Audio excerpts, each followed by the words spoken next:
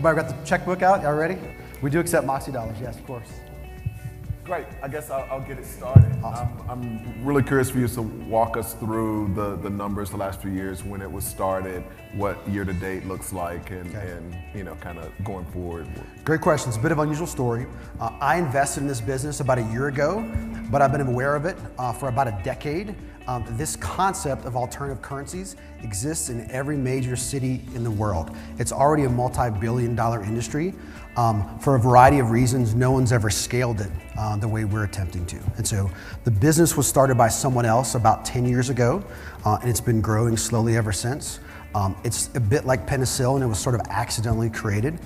They made one fundamental flaw in the business model, which is instead of owning the entire marketplace, they started to create independent, autonomous, not-for-profit companies to manage each of our Moxie communities. So even though today we do 20 million every year in Moxie volume, which generates $2 million in recurring revenue, 90% of that money goes to those pre-existing nonprofit corporations in about 7 or 8 small cities in Baton Rouge. So obviously I fixed the business model. Moving forward, we're gonna own 100% of the marketplace, which makes us able to grow a lot faster and also reinvest that revenue. So today, even though $2 million every year is generated by our network, only about $180,000 or $190,000 actually stays in the Moxie headquarters. So that's why we're here raising money to expand into new cities where we won't have that problem.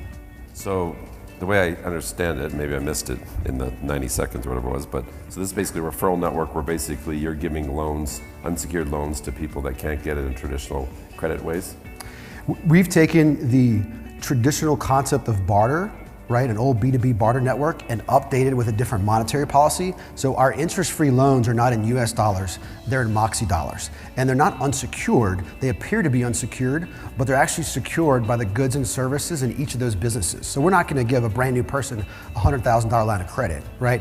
Vicky probably got $500 to $1,000 to open her business because we knew that our members would visit her and it would be easy for her to pay back that line of credit. Networks never worked. They never were very successful. Why? And now you're taking underwriting risk, right? Because you're underwriting these loans, which I imagine must have some massive default rate based on the fact that people can't get credit in traditional ways.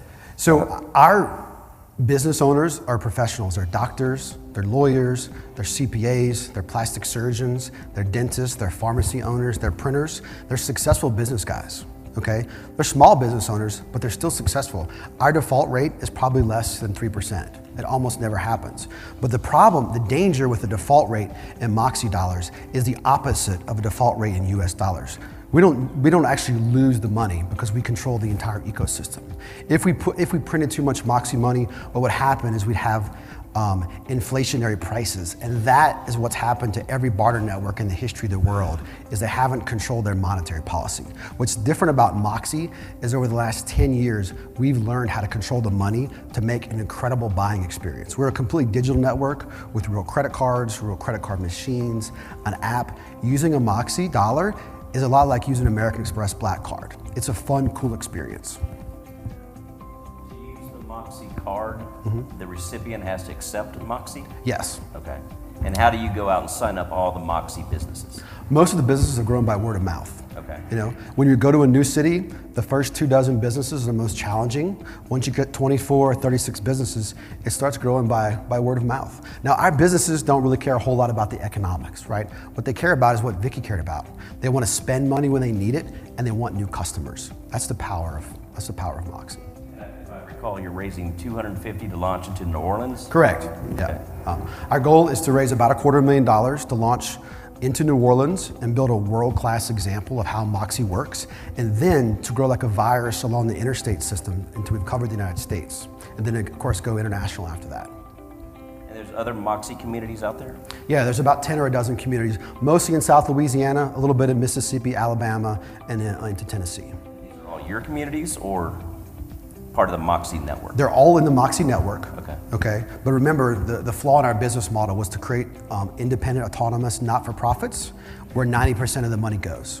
Okay. So moving forward, the Moxie network will own 100% of the communities, and 100% of that revenue will start flowing through. We've directly managed a small community in Monroe, for example, recently, and grown it by over 400% so far this year. So, of The new networks, what is to prevent them from wanting to follow the old nonprofit model and finding out about it, and then the marketing issue with that? Nothing really stops anybody from opening a system like this, but there's no incentive for the business owners to get together and collectively start a not-for-profit. It was actually done many years ago because they were trying to solve a different problem. So walk me through the 250,000 return model. Because I think you said 1.5 to 3 times in your documents? Yeah, so we're open to either equity or debt financing. The simple idea we have, and we've already started raising money in New Orleans, is to borrow $250,000 and pay back a 3x return over 3 to 5 years based upon the royalties that come through the New Orleans network. And so as New Orleans grows, we'll take 20% of that revenue and pay back the investors. We're also open to equity. Our goal, this is a massive, massive opportunity that we can't do by ourselves. So we're looking for partners, investment partners, strategic partners who can help us grow it. Are you able to use the currency online? Sure, it's digital. So some of our vendors sell online. We look like the American economy. So if you can think of a small business in your town, we probably have something like it.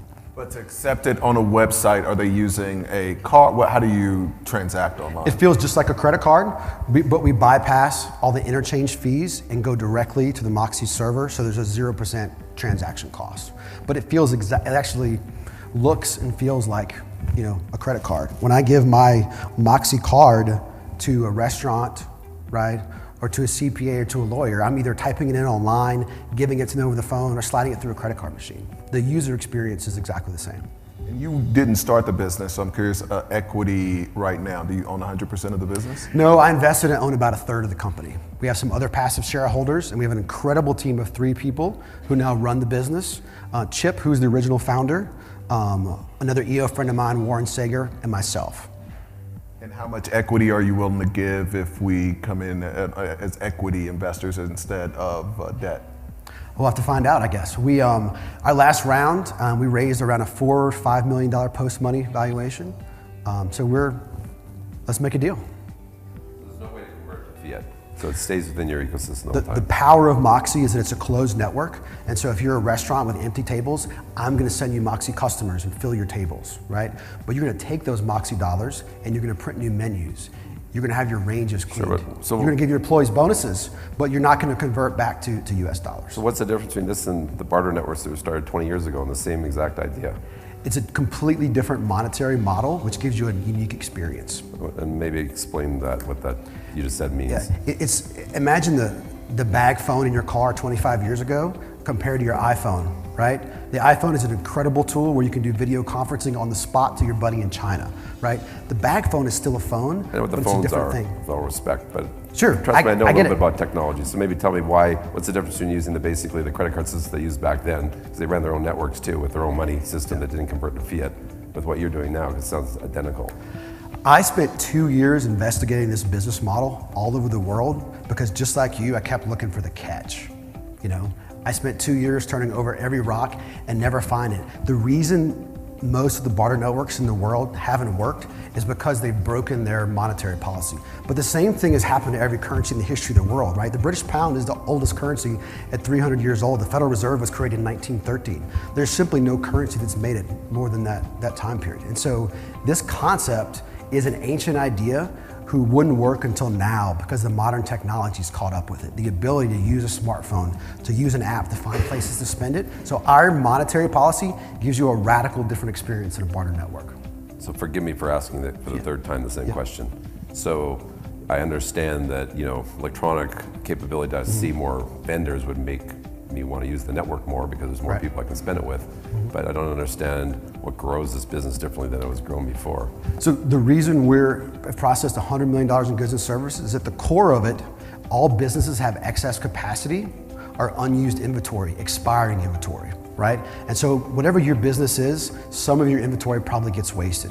So that's how Moxie starts. It's the ability to sell that inventory for a Moxie dollar. That's the magic of how it grows. Okay. Are there any regulatory or legal risks that you foresee in the next 3 to 5 years?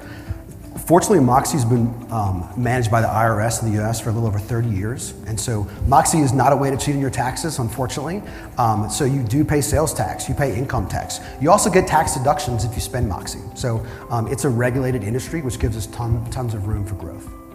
What are you going to use the $250,000 for?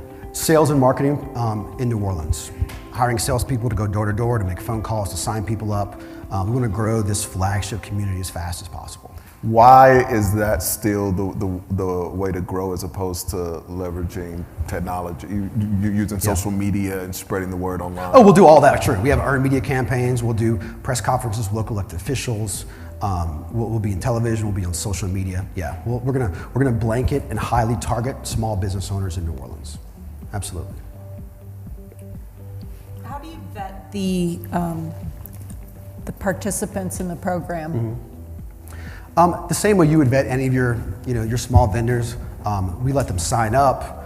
We see their offices. They develop a reputation in the community, and if they're a bad apple, they get booted out or don't get more business. But are you pulling their credit, and are they filling out extensive details? No, not yet. No. So, what's to prevent you from signing up a lot of bad apples? We're hyper conservative. We generally make the opposite mistake. We're much faster to turn somebody away than we are to err on the side of letting them in. And because it's a community marketplace, it starts with businesses who know each other and trust each other. That's part of the value of the network. Of course, as it grows, you can take your card and go to multiple different cities, but most of your transactions still happen in your local community where you build permanent relationships with these other business owners.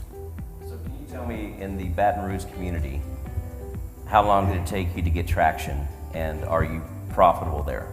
So the Baton Rouge community is incredibly profitable. The Baton Rouge as a whole does probably $10 million a year in volume and creates over $1 million in revenue. But remember that flows through the Moxie network back to a not-for-profit that owns that network. Okay. Yeah. So as Moxie grows, our margins are going to be the same as Visa or MasterCard. Okay. Right? It's a very highly profitable business as it scales. How long did it take to get traction in Baton Rouge? Baton Rouge has been around for almost 18 years now, but it probably took 3 years to become profitable. Okay. Now back then, there was no technology. They were just writing paper checks. Moxie checks? It was called something different, but Okay. yeah. So Moxie's a brand new name. We went through 1,500 different names before we picked Moxie. An incredible lot of work has gone into everything about this business. We're good. All right. Thank you all very much. Thank you, Charlie.